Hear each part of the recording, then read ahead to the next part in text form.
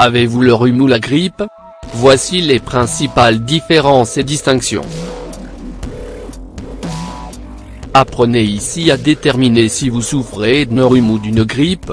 Découvrez les principales différences et distinctions entre le rhume et la grippe. Les principales différences entre le rhume et la grippe.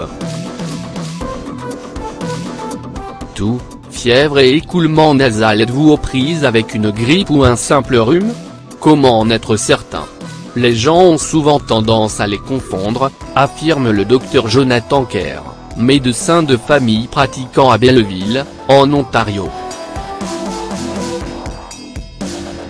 Cette confusion est tout à fait compréhensible, les deux maladies provoquent un sentiment de faiblesse, en plus de présenter des symptômes similaires. Mais en réalité, le rhume et la grippe sont bien deux affections distinctes, que l'on doit aussi gérer de façon parfois différente. Voici quelques informations pratiques qui vous permettront de faire la distinction entre ces deux maladies. Les similarités et points communs entre la grippe et le rhume. La grippe et le rhume sont tous deux causés par un virus. La grippe et le rhume peuvent prendre jusqu'à une semaine, et parfois jusqu'à 2 semaines avant de quitter votre organisme. La grippe et le rhume sont facilement transmissibles d'une personne à une autre. La grippe et le rhume causent également des symptômes similaires, notamment la congestion nasale, la toux, les maux de gorge et la fièvre. Les principales distinctions entre le rhume et la grippe.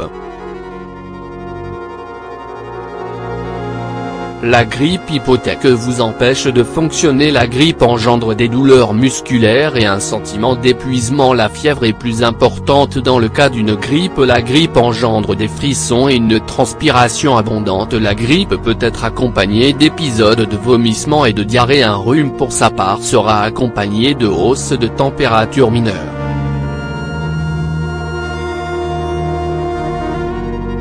Si vous demandez à un médecin quelle est la différence majeure entre la grippe et le rhume, ce dernier vous dira que celle-ci réside dans votre capacité à fonctionner alors que vous en souffrez.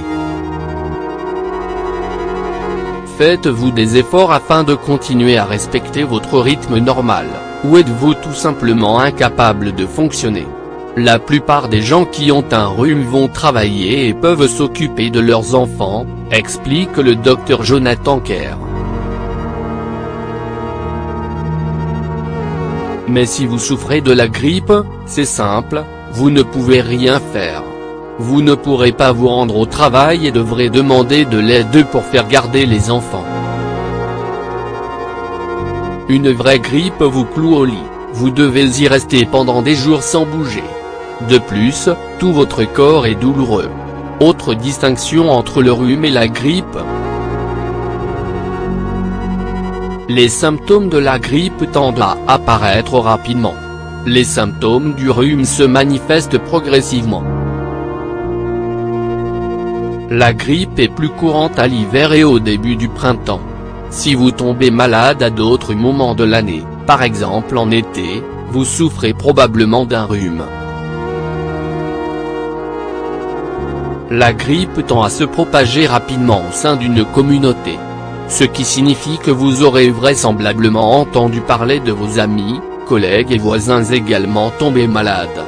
Comment combattre et soigner le rhume ou la grippe? Que vous soyez terrassé par une grippe ou aux prises avec un rhume, votre meilleure approche reste de reprendre des forces et de lutter contre les symptômes. Faites le plein de repos et de fluides. Ce conseil est particulièrement important dans le cas d'une grippe qui pourrait vous faire perdre votre appétit, augmenter votre transpiration ou engendrer nausées et diarrhée. Des analgésiques, notamment l'acétaminophène et l'ibuprofène, peuvent soulager vos douleurs musculaires. Des médicaments contre le rhume atténueront l'écoulement nasal. N'oubliez pas de laver fréquemment vos mains afin d'éviter d'infecter les autres. Toussez dans le creux. de votre coude puisque les deux maladies sont causées par un virus, des antibiotiques ne serviront à rien, ceux-ci ne combattant que les bactéries. Si vous êtes atteint d'une grippe, vous pouvez vous attendre à être complètement hors d'état de fonctionner pendant quelques jours. Évitez les contacts avec les si par contre vous avez contracté un rhume, vous pourriez être tenté de poursuivre malgré tout vos activités au bureau. Mauvaise idée, vous ne ferez alors que propager le virus et ce que vos collègues risquent de ne pas apprécier. Quant aux vertus curatives de la traditionnelle soupe au poulet, elle pourrait bien avoir des effets positifs sur les symptômes des deux maladies. En effet, la soupe au poulet serait dotée de propriétés anti-inflammatoires, en plus de pouvoir soulager temporairement la congestion nasale. La soupe au poulet est fantastique parce qu'elle procure à la fois fluide et sel, ajoute le médecin. Mais elle est aussi fantastique, car elle implique qu'une autre personne prend soin de vous.